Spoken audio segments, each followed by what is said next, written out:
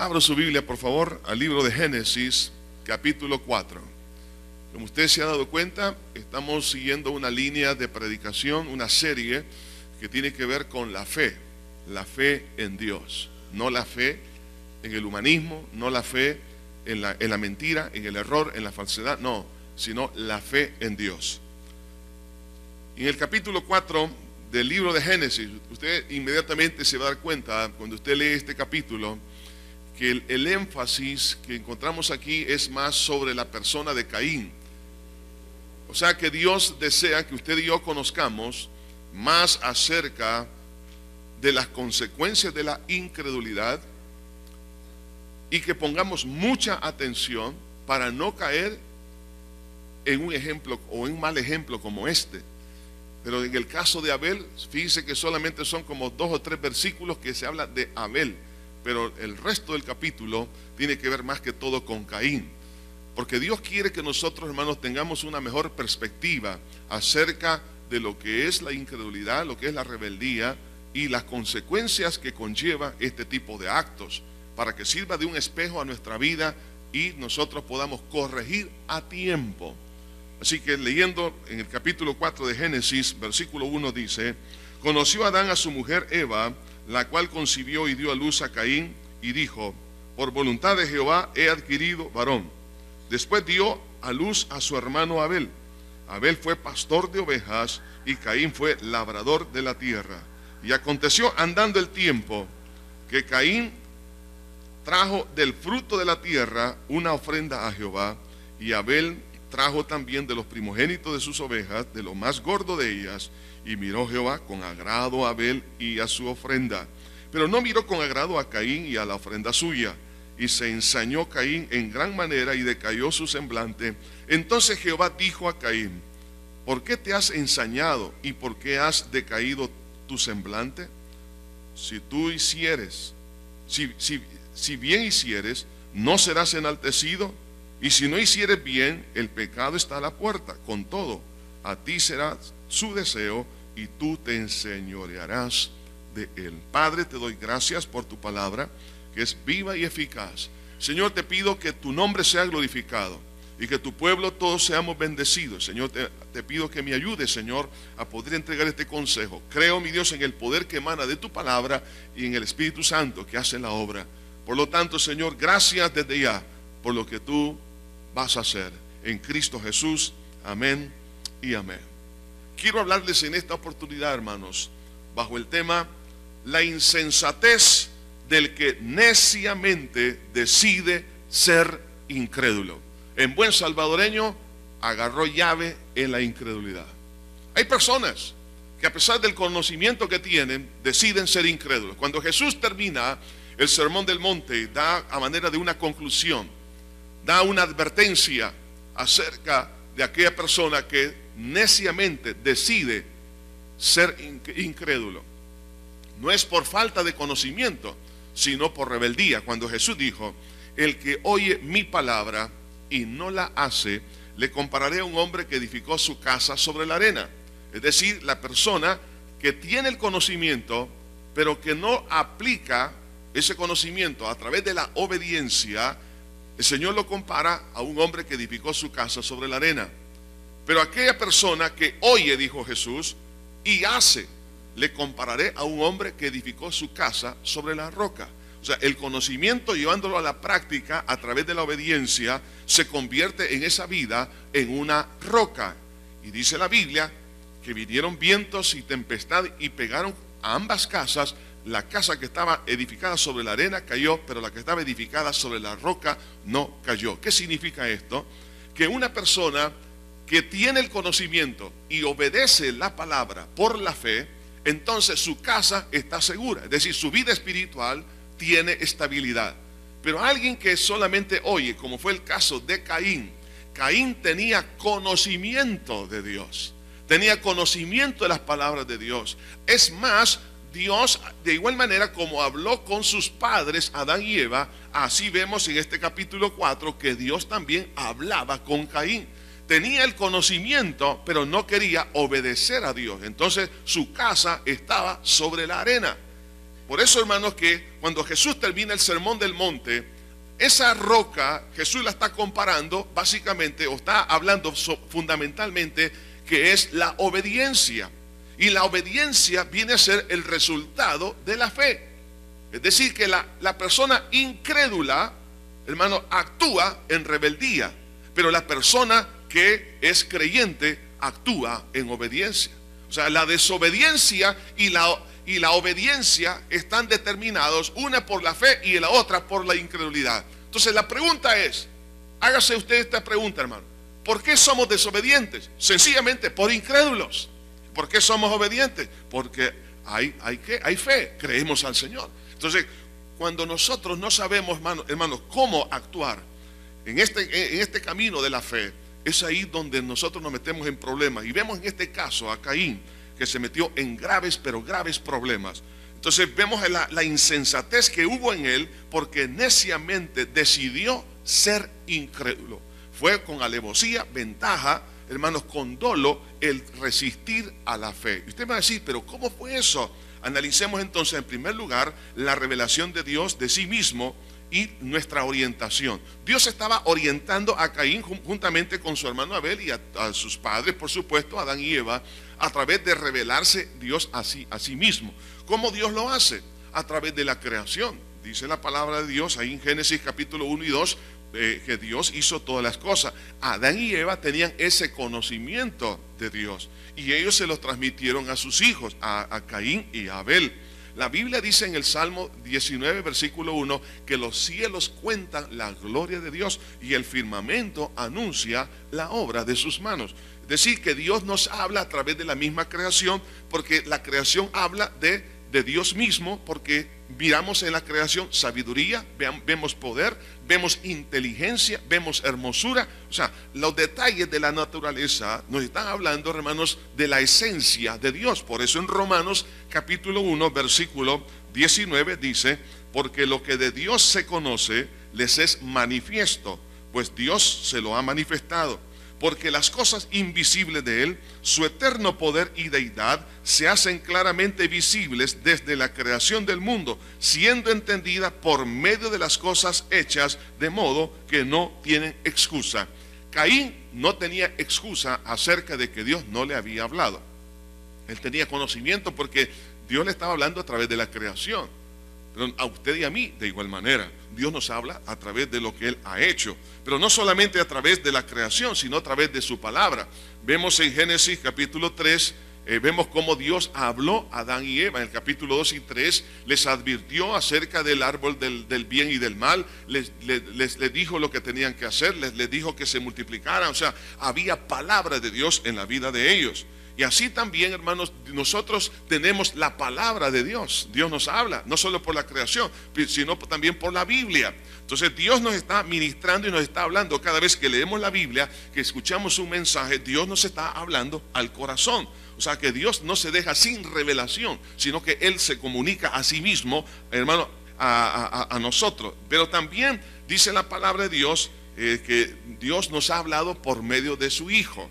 Es decir, hermanos, Cristo como la palabra, Él se revela a sí mismo y Dios nos habla a través de Jesús. Por eso en Juan capítulo 1 dice: en el principio era la palabra, o el verbo, y la palabra o el verbo era Dios. Y el verbo, dice en el versículo 14, se hizo carne, hablando de Cristo nuestro Salvador. Por eso que en la epístola a los Hebreos, en el capítulo 1 dice: Dios, habiendo hablado muchas veces y de muchas maneras en otro tiempo a los padres por los profetas, en estos postreros días nos ha hablado por el Hijo, a quien constituyó heredero de todo y por quien asimismo hizo el universo. O sea que Dios se ha revelado a sí mismo a través de Cristo. Entonces no hay excusa para que usted y yo podamos decir: Dios no me ha hablado. En el caso de Caín, Dios, hermano, también a Caín le habló. Dios se le reveló a él por la creación, por la palabra y por supuesto había una comunión, hermanos, entre Dios y la primer familia sobre la faz de la tierra. Entonces vemos acá el acercamiento espontáneo que hubo en la vida tanto de Caín como de Abel en buscar a Dios. Por eso que en los primeros versículos que hemos leído nos damos cuenta que a Caín y Abel estaban ofreciendo una ofrenda a Dios. Dice en el versículo 3, y aconteció andando el tiempo que Caín trajo del fruto de la tierra una ofrenda a Dios. ¿Por qué el hombre tiende a acercarse a Dios? La Biblia dice en el libro de Eclesiastés que Dios puso eternidad en el corazón del hombre. La imagen y la semejanza que tenemos de Dios como seres humanos, hermanos, eso nos impulsa a buscar a Dios. ¿Por qué está usted aquí? Porque Dios lo impulsa, por su espíritu que mora en usted y también el espíritu humano que mora en nosotros, hermanos, como es la imagen y la semejanza de Dios, entonces nos hace buscar nuestro origen. Entonces, por eso los hombres a lo largo de la historia han buscado a Dios. El problema es que muchos los han buscado en manera equivocada. Por eso Jesús vino a revelar la manera de acercarse a Dios. Y Él dijo, el Señor Jesús dijo, yo soy el camino, la verdad y la vida. Nadie viene al Padre si no es por mí. O sea que vemos ahí cómo Dios siempre nos orienta de cómo acercarnos a Dios, cómo la inquietud interna de tener comunión con Dios tiene que ser a través de la forma que Dios ha establecido. En este caso, por supuesto, es única la manera, es Jesús, nuestro Salvador. Pero vemos aquí, hermanos, esa reacción, esa actitud espontánea de acercarse a Dios. Y en el caso, por ejemplo, el acercamiento de incredulidad por parte de Caín, vemos aquí un acto de rebeldía. Usted me va a decir, ¿pero qué pasó? Porque algunas veces cuando uno lee así muy ligeramente el hecho de que cuando Caín trajo la ofrenda a Dios, dice la palabra, pero no miró con agrado a Caín y a la ofrenda suya. Alguien podría decir, pero ¿por qué? Si Caín era agricultor, su hermano Abel era ganadero y por eso trajo un animal, pero Caín lo que producía en la tierra, eso lo trajo. Hermanos, cuando uno mira así muy ligeramente, uno tiende a ese tipo de razonamiento, pero no es cierto. El problema que encontramos aquí, que Caín se acercó con una ofrenda, oiga esto, una ofrenda de incredulidad. ¿Por qué razón? Hermano, la enseñanza que Caín y Abel habían recibido por parte de Dios y por parte de sus padres, era una enseñanza acerca de lo que es Dios y también de lo que Él quería para que se estableciera la comunión con Él. Por eso que vemos, por ejemplo, la historia de Adán y Eva, vemos, hermanos, cuando el hombre pecó, vemos a Dios como un juez, pero un juez justo. Y ellos conocían a Dios como un juez justo, pero también se dieron cuenta de la enseñanza de primera mano que el hombre es pecador. Ellos habían nacido ya en un estado, digamos, pecaminoso. La vieja naturaleza los impulsaba a hacer las cosas malas. Ellos se dieron cuenta por enseñanza y por experiencia acerca de esto, pero también se dieron cuenta que el hombre, hermanos, lo persigue la culpa. Entonces lo más seguro es que sus padres, Adán y Eva, le contaron acerca de cuáles fueron sus experiencias cuando pecaron, se ocultaron, trataron de cubrir su vergüenza con hoja de higuera. Y entonces y ellos perfectamente le dijeron, mira, cuando nosotros pecamos nos pasó esto. Ellos lo sabían de primera mano. Además, otro conocimiento que tenían era que el hombre huye de Dios. Dice que se escondieron de Dios. O sea que la persona cuando peca se convierte en un fugitivo. La Biblia dice, el impío huye sin que nadie lo persiga. Así es. O sea, vive con un sentimiento de que alguien lo está persiguiendo y se esconde de diferentes maneras. Pero también tenían el conocimiento que el hombre no puede cubrir su vergüenza. Sus padres le han de haber dicho, bueno, mira Caín, mira Abel, tuvimos un tremendo vergüenza entre nosotros y sobre todo con Dios, y tratamos de escondernos. Entonces se dio cuenta también Caín que el pecado, hermano, atrae la vergüenza, pero no pudieron cubrir la vergüenza con las hojas de higuera. Pero también hubo algo más, que el hombre está excluido de la gloria de Dios, porque sus padres, Adán y Eva, fueron expulsados del jardín del Edén. La Biblia lo dice con mucha claridad, que por cuanto todos pecaron, dice, están destituidos de la gloria de Dios. O sea, el pecado nos saca básicamente de lo que es la experiencia de la gloria de Dios. Entonces, Caín sabía perfectamente todas estas cosas, pero también él sabía que Dios es el que establece la justicia equitativa. Porque cuando Adán y Eva trataron de cubrirse, ellos estaban tratando de cubrir su vergüenza con su propia justicia. Pero Dios les dijo, no es así. Entonces el Señor mató un animal y los cubrió de pieles. ¿Qué está hablando ahí la palabra? Está hablando en primer lugar que el hombre es el que pecó y es la muerte la que tiene que definitivamente venir como sentencia por causa del pecado. Por eso encontramos el principio equitativo en la Biblia: ojo por ojo y diente por diente. No se puede pagar un diente por un ojo, ni un ojo por un diente. O sea, tiene que ser equitativo. Entonces es el hombre el que pecó, es el hombre que tiene que morir, porque la paga del pecado es muerte. Entonces Dios ya le estaba enseñando a Adán y Eva, y también a Caín y Abel, que la manera de acercarse a Dios tenía que ser en forma equitativa. Tenía que mediar una muerte. No eran los frutos de la tierra, sino que tenía que mediar la muerte. Entonces, cuando el Señor viste a Adán y Eva de pieles, ya estaba hablando de un principio que tenía que ser establecido, y es que el hombre es el que peca, es el hombre que tiene que pagar. Pero lo maravilloso de usted, hermanos, que nos ha sucedido a usted y a mí, es que Dios, oiga esto, Él pagó por usted y por mí, por eso se hizo hombre. ¿Quién fue el que pecó? El hombre. ¿Quién es el que pagó en la cruz del Calvario? Fue Dios hecho hombre. Entonces Él pagó por mí. Tiene que ser equitativo. No tiene que, entonces, porque de otra manera Dios sería injusto, y Él no se puede negar a sí mismo, porque la paga del pecado es, ¿qué cosa? Muerte.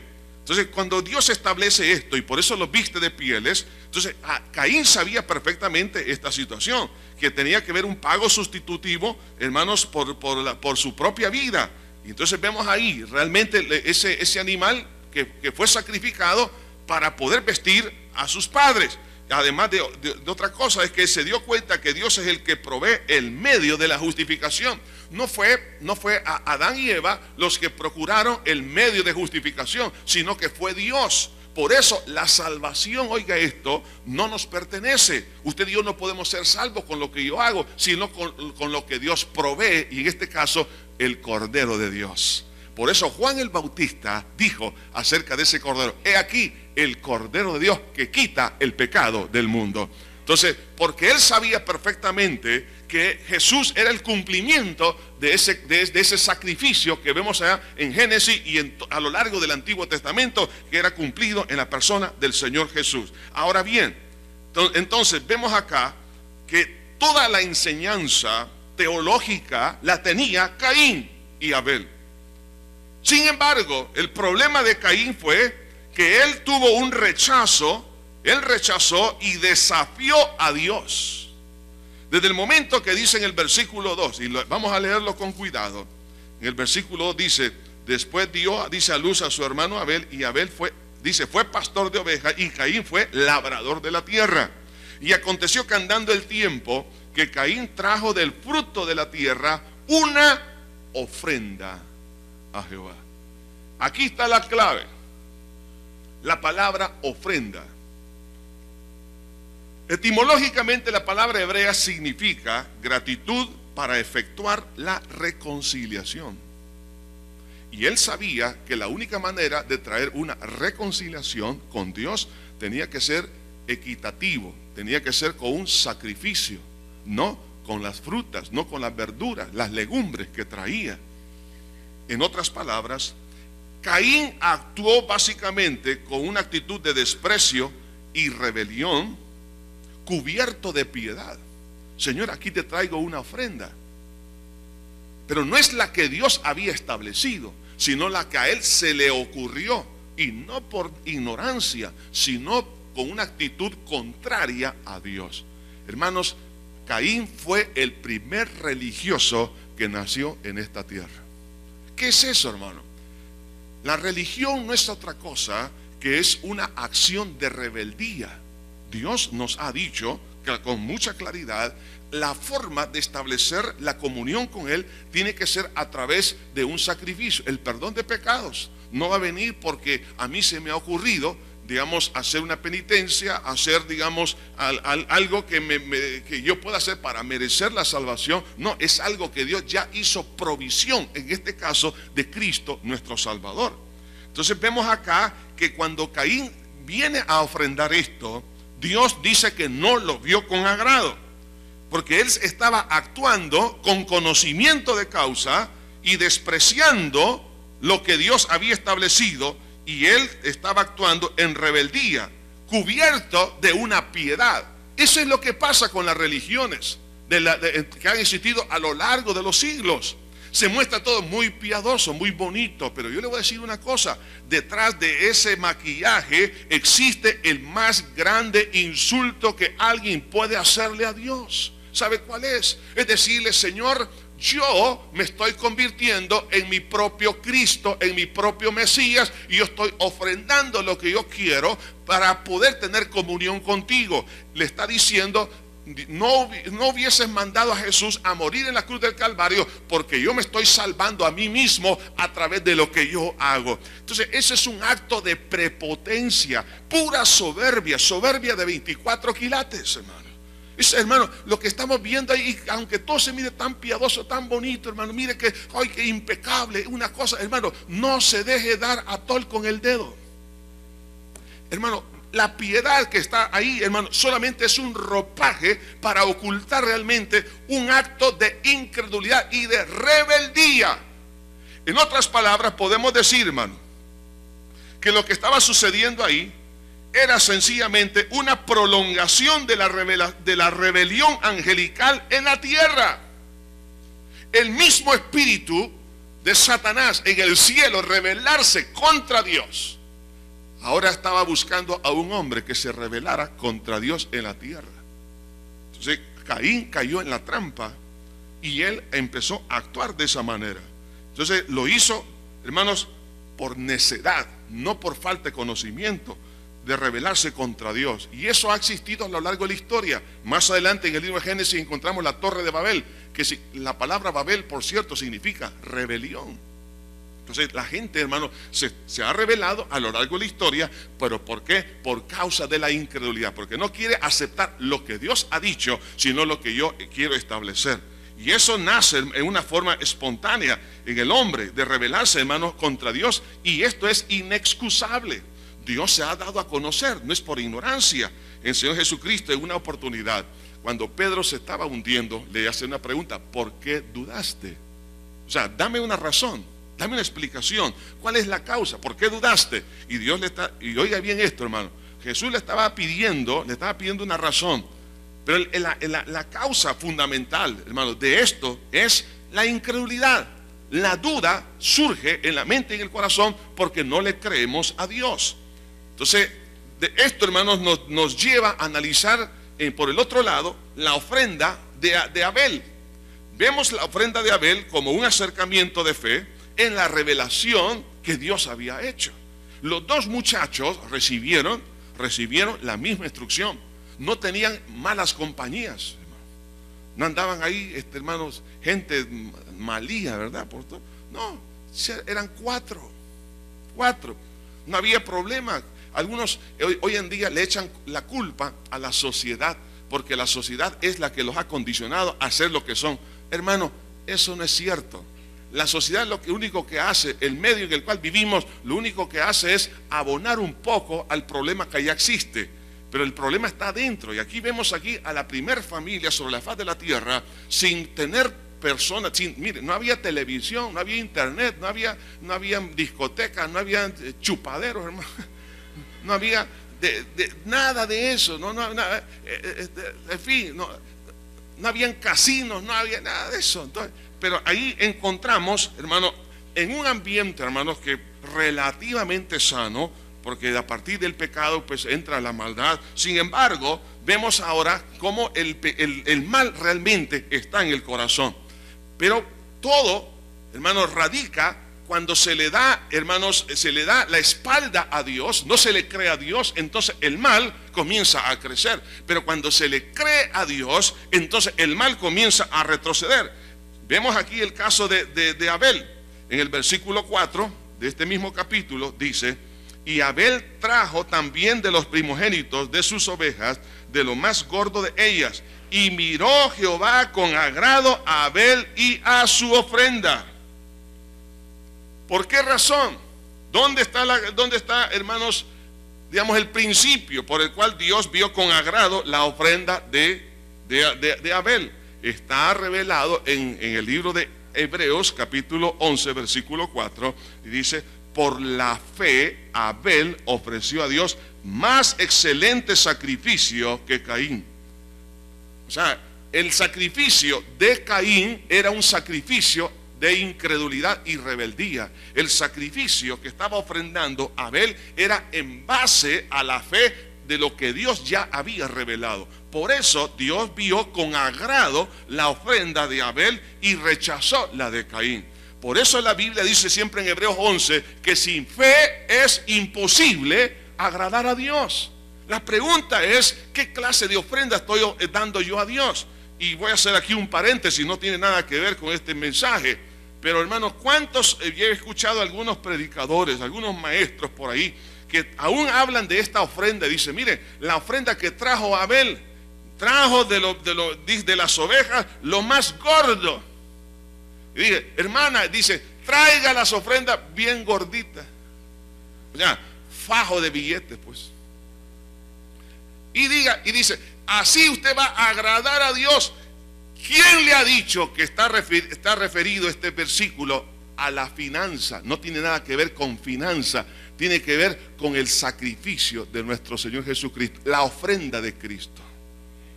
No tiene nada que ver con dinero, pero muchos manipulan esto para sacar dinero. Hermanos, eso es antibíblico. Si vamos a diezmar y ofrendar, sabemos porque es un principio bíblico, pero estar manipulando a la gente, por eso, por favor, no ande creyendo, hermanos, a esas falsas enseñanzas de la doctrina de la prosperidad. Que usted dé esto y entre más dé, Dios lo va a bendecir. Hermano, Dios ya me bendijo en Cristo el Señor. Hermano, si tenemos a Cristo, tenemos todo. Punto. Ahora bien, pero este acercamiento de fe que tuvo Abel por la revelación de Dios, mire qué lindo, las características que encontramos inmediatamente, que es un acercamiento basado en la expiación, en un sacrificio.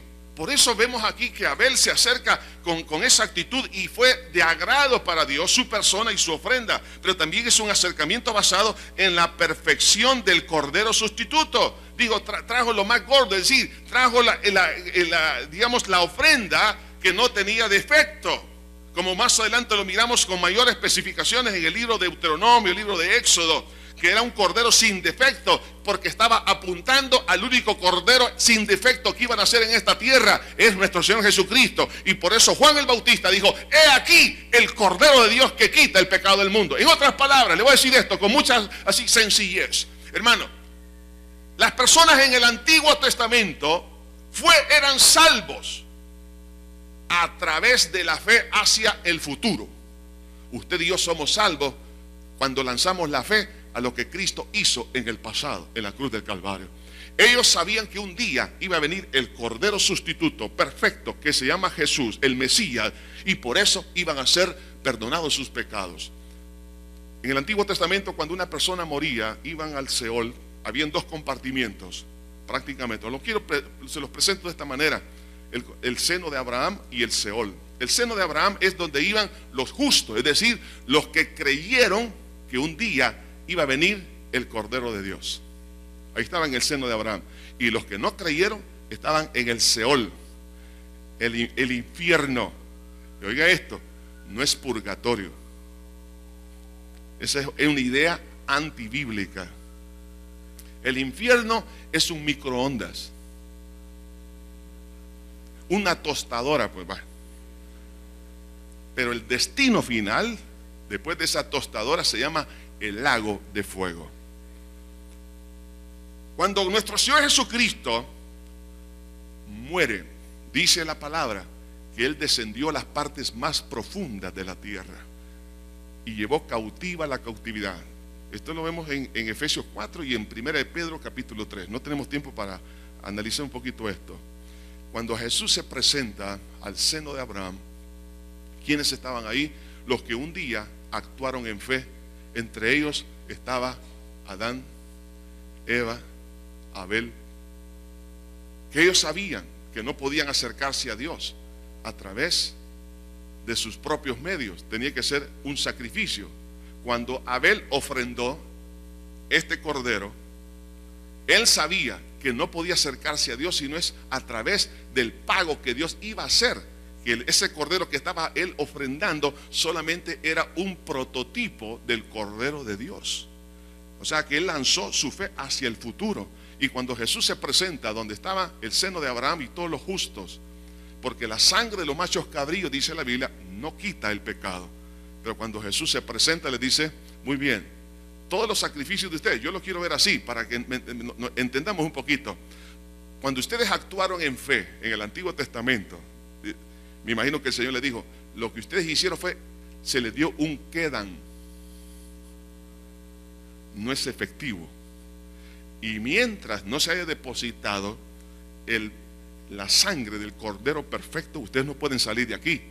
Pero cuando Cristo derramó su sangre en el banco del cielo, puso su sangre para pagar el pecado de todos. Y entonces le dijo: ahora el quedan, o el cheque que fue firmado, ya tiene fondos. Ahora nos vamos para arriba todos. ¿Entiende? Entonces, vemos ahí, hermano, que en el Antiguo Testamento eran salvos a través de la fe hacia lo que un día iba a suceder en la cruz del Calvario, aunque no sabían que era en la cruz, pero en la muerte del Cordero.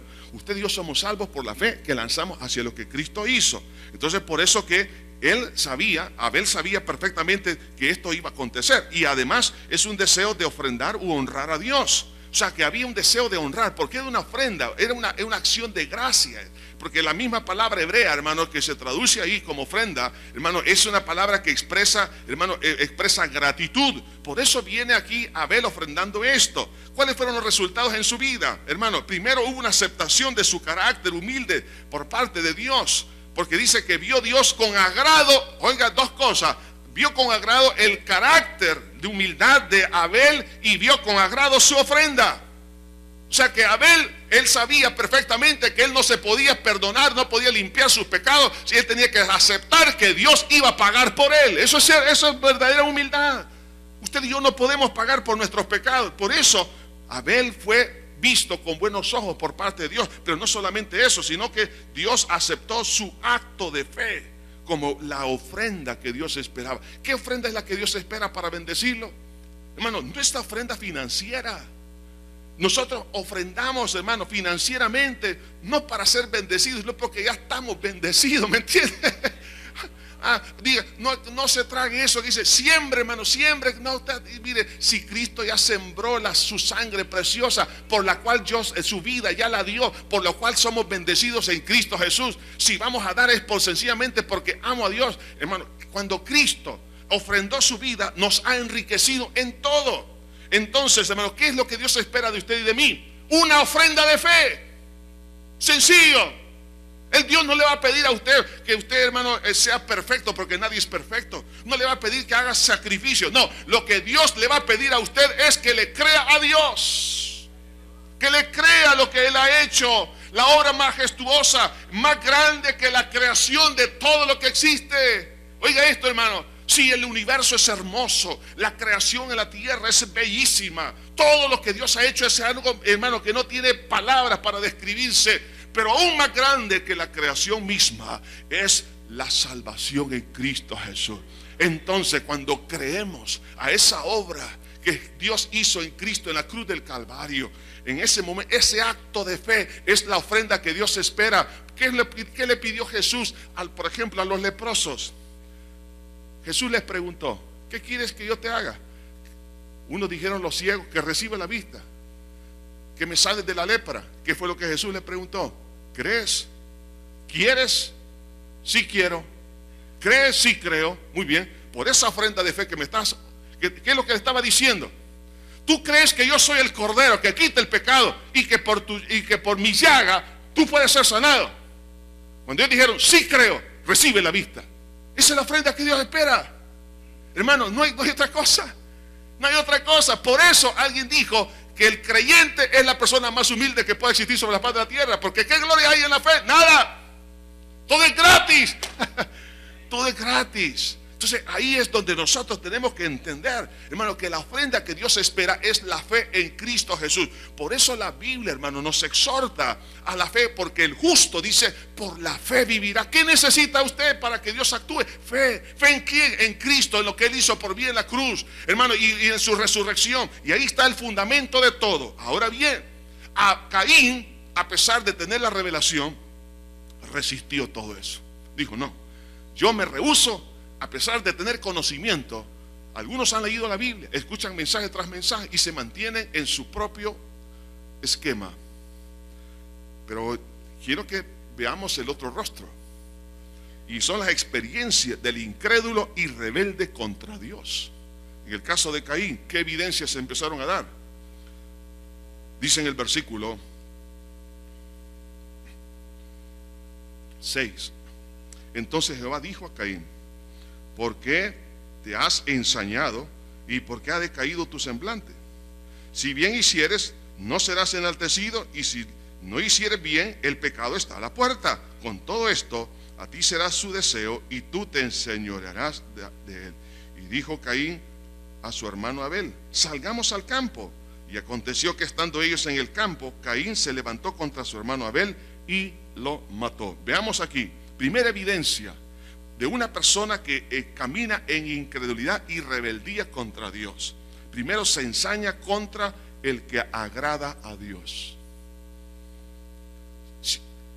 Por eso algunos de ustedes, cuando están agradando a Dios, de repente, hermanos, de choto, tiene problemas con otra gente. ¿Y por qué se ha levantado contra mí? ¿Qué es lo que está pasando? Sí, entonces, y dice, pero yo estoy tratando de agradar a Dios. Es que, oiga bien, la persona que es incrédula y rebelde se va a ensañar contra el que está agradando a Dios. La palabra ensañarse significa encenderse la ira, se enfurece. Entonces se va a enfurecer contra usted. ¿Por qué? Porque usted no es de este mundo. Jesús lo dijo perfectamente. Os van a perseguir por cuanto vosotros no sois de este mundo.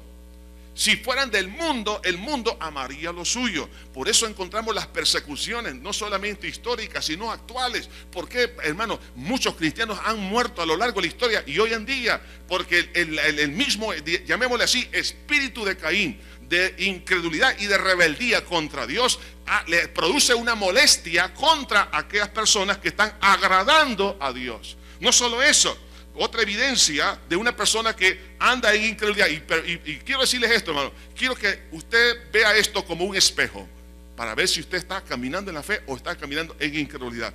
Primero, si usted se está ensañando contra las personas que están agradando a Dios, tenga cuidado, pero póngale atención, eso es como un espejo. 2, decaimiento del semblante o molestia. Ya anda triste, cabizbajo y se siente mal. O sea, ha perdido el gozo de la vida. ¿Por qué lo ha perdido? Pregúntese si no ha sido por causa de su incredulidad. Otra evidencia, envidia. Tuvo envidia de su hermano Abel. Eso lo vemos en el versículo 5 y versículo 6. Si la envidia no es otra cosa que sentir molestia por el éxito de otra persona. Si usted y yo nos sentimos molestos por la bendición que Dios está derramando sobre alguien, entonces ahí está reflejando, oiga bien esto, no solamente el pecado de la envidia, sino que está reflejando la causa de esa envidia, que ha sido la incredulidad y rebeldía contra Dios. Cuarta evidencia, no aceptar su error o haber obrado mal. Cuando miren el versículo, en el versículo 7, el Señor dice, como el versículo 6, dice, ¿por qué te has ensañado y por qué ha decaído tu semblante? Si bien hicieres, no serás enaltecido. O sea, aquí, mire, este hombre no le responde. No acepta su error y no cree haber hecho lo malo. Cuando alguien no acepta, a pesar de ser tan evidente lo pecaminoso, y no lo ve, como para él o para ella, como que no ha hecho nada, y dice, pues yo no le he ofendido a nadie, yo no he pecado, yo no he ofendido, no acepta su error. Evidencia de qué cosa, de incredulidad y rebeldía. No solamente eso, sino la experiencia califica nuestra ética.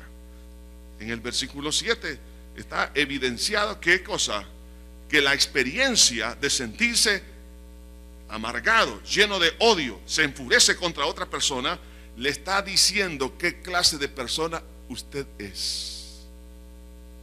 Es una evidencia de su ética, pero además otra evidencia es la esclavitud, porque viene a ser el resultado de Jesús. Aquí el Señor le está diciendo en la última parte de este versículo: y tú te enseñorearás de él. Es decir, tú puedes llegar a vencer el pecado, pero si te dejas vencer por el pecado, tú vas a ser esclavo. Es lo que le está diciendo. Entonces, una persona que camina en incredulidad rápidamente viene a ser esclavo del pecado. Y no solo eso, sino también que renuncia a la capacidad por medio de la obediencia de dominar el pecado. Ya no quiere dominar, entonces se deja controlar por el pecado. Es lo que está diciendo el versículo 7. Si no, ahí está la puerta. Tú lo puedes llegar a vencer, pero no lo quiere. ¿Por qué Caín se dejó, hermano, esclavizar? Porque él renunció a la capacidad, teniendo la virtud, hermano, de poder salir de ahí. Él no quiso. Hay gente que lo que prefiere es mejor meterse al lodazal. No, me voy a meter más profundo. ¿Qué me importa? No me importa nada. ¿Por qué? ¿Por qué hay personas así? Sencillamente porque ha habido incredulidad y ha habido rebeldía. Les molesta a Dios y les molesta a aquellas personas que están agradando a Dios. No tienen el mismo espíritu. Por eso Jesús dijo: yo no he venido a traer paz y no espada, a poner en disensión a la nuera contra la suegra. Por algo pasa eso, ¿verdad? Al padre contra el hijo contra el padre. ¿Por qué? Porque hay personas que actúan en incredulidad y en rebeldía, y eso trae disensión y no les permite realmente vivir en libertad, y renuncian a la capacidad de poder controlar el pecado. Pero también son personas engañosas. La astucia, la maldad, la mentira la manejan. Vea qué hipocresía. Y dijo Caín a su hermano Abel: salgamos al campo.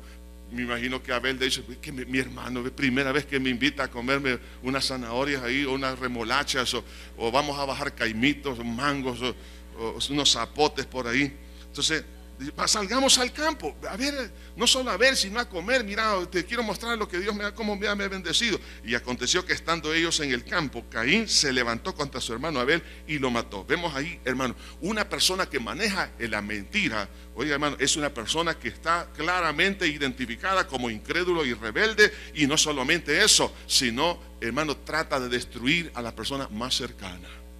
Hay crimen acá, hay derramamiento de sangre. Y no necesariamente físicamente, pero por ejemplo la Biblia dice: el que aborrece a su hermano es homicida. O sea, no necesariamente necesita ser homicida al derramar sangre físicamente, pero del momento que lo aborrece delante de Dios, ya es un homicida.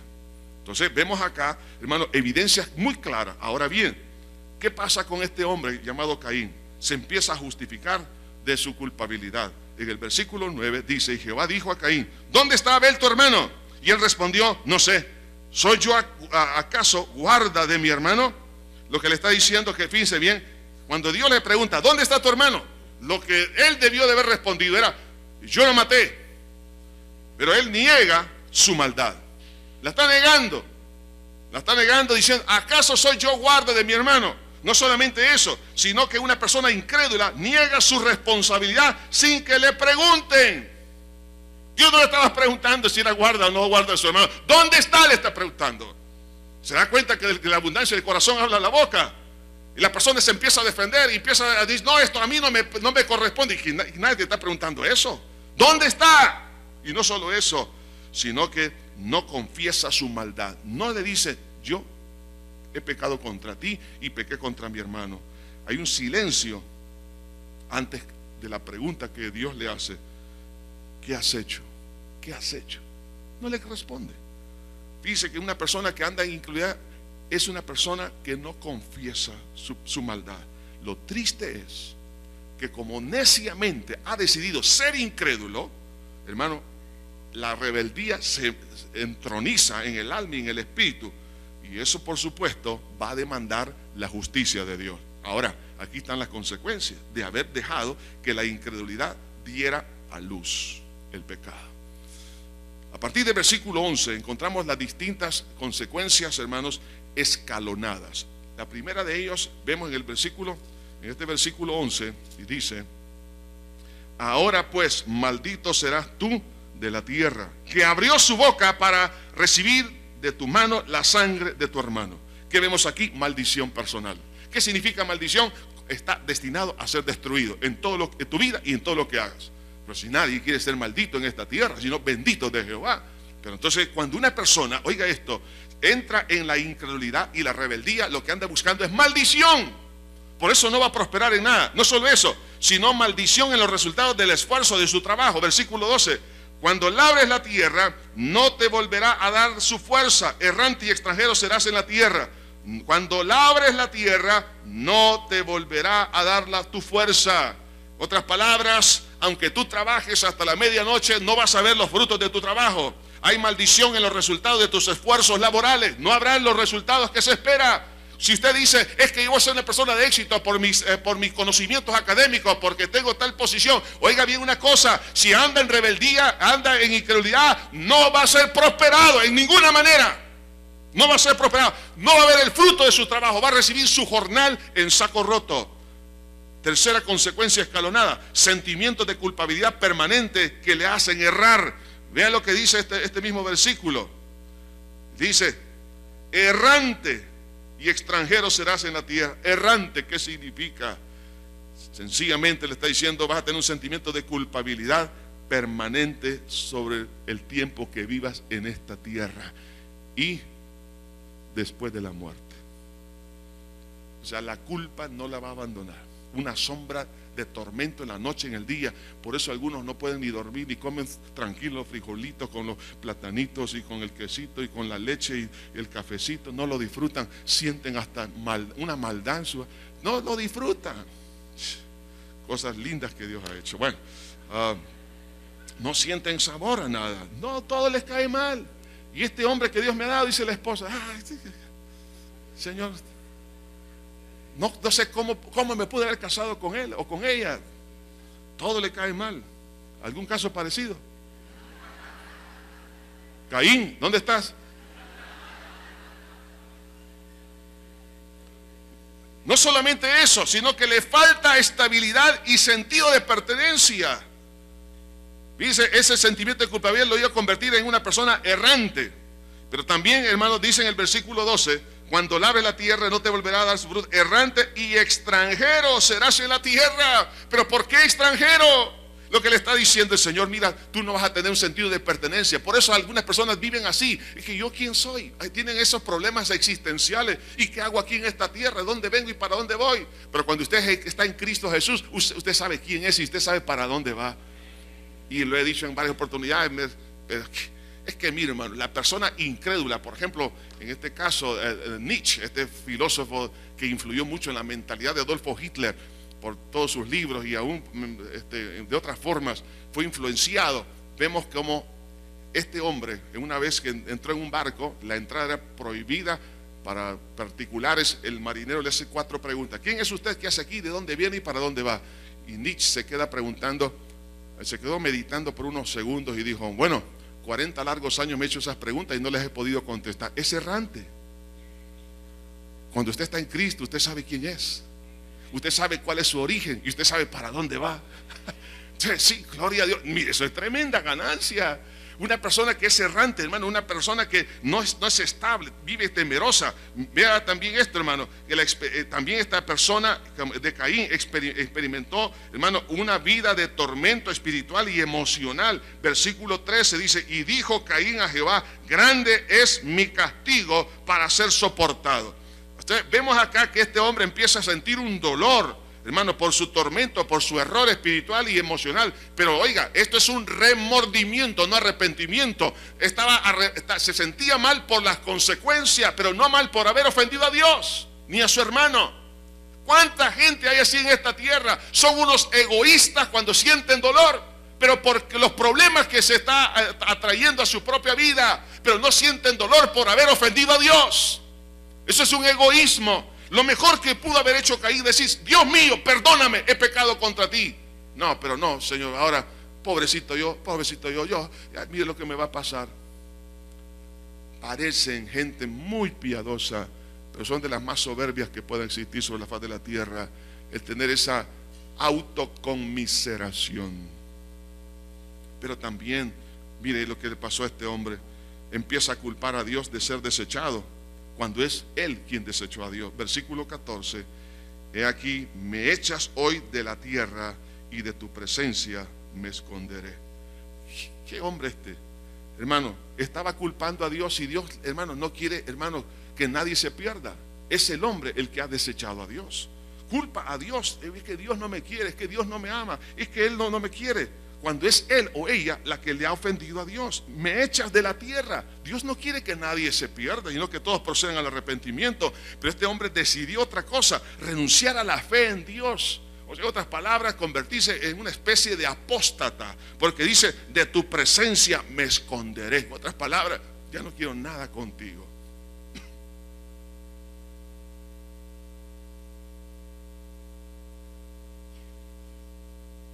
De tu presencia me esconderé.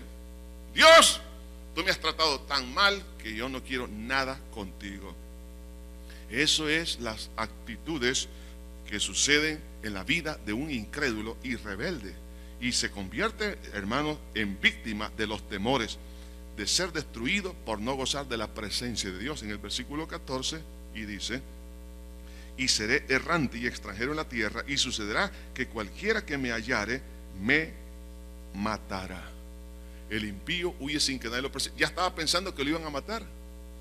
Fíjese bien, y no había más población que en ese caso solo papá y mamá.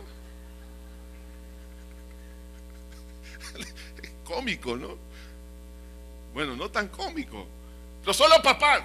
¿Quién lo iba a matar? Papá y mamá no lo iban a matar, pero él sabía, hermano, porque la paga del pecado es muerte. Cuando una persona es así, es víctima de los temores, se adelanta y vive permanentemente en esa situación. Pero no solamente termina ahí, vemos la trascendencia de la incredulidad y la rebeldía.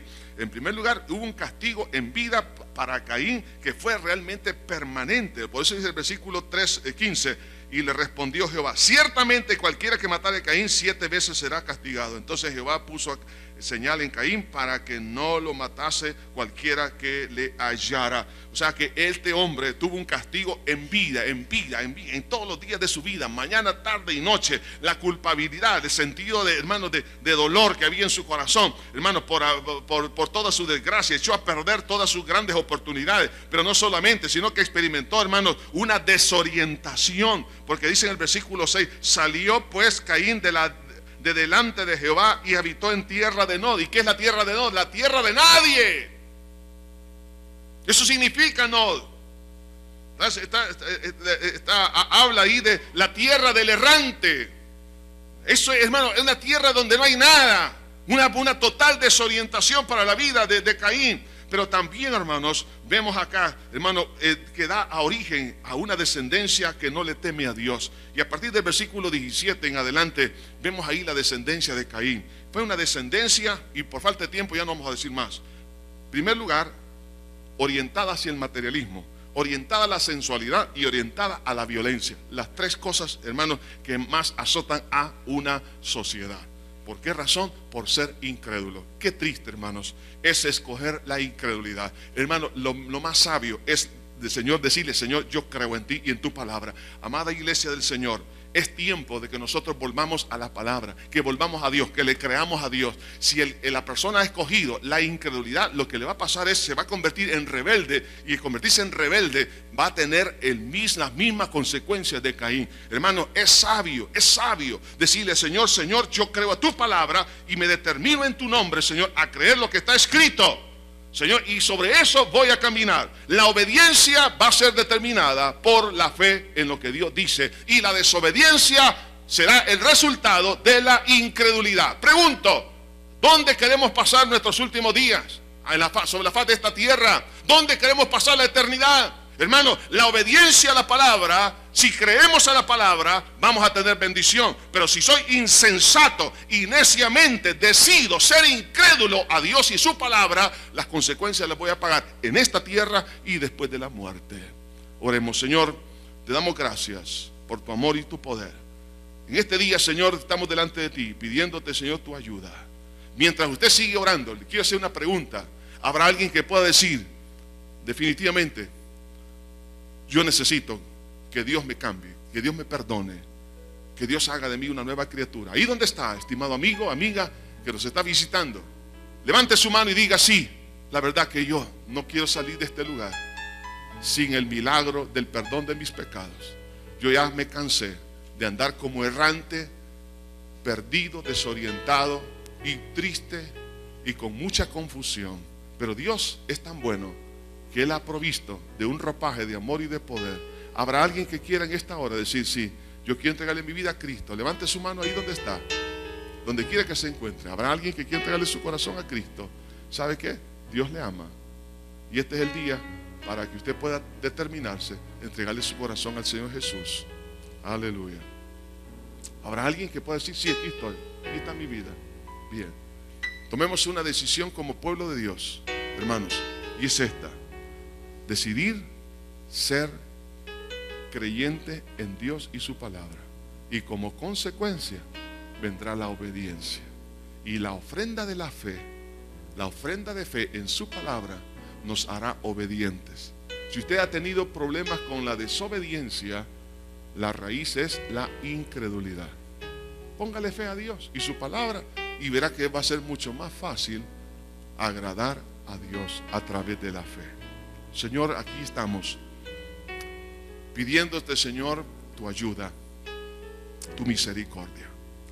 Te pedimos que nos perdones, Señor, por tantas veces, Señor, que hemos desobedecido, te hemos ofendido, Señor, pero todo por causa de haber puesto la fe donde no tenemos que ponerla. Pero a partir de este día, Señor, queremos, como Abel, darte una ofrenda de fe, creerte a ti, creer a tu palabra. Es lo que tú esperas para que tú nos bendigas, Señor. Señor, en este día nos arrepentimos de todo acto de incredulidad y los pecados que han venido como fruto de esa incredulidad. Perdónanos, Señor, límpianos con tu sangre. Mientras, hermanos, participamos de los elementos de la cena del Señor, todos aquellos que han aceptado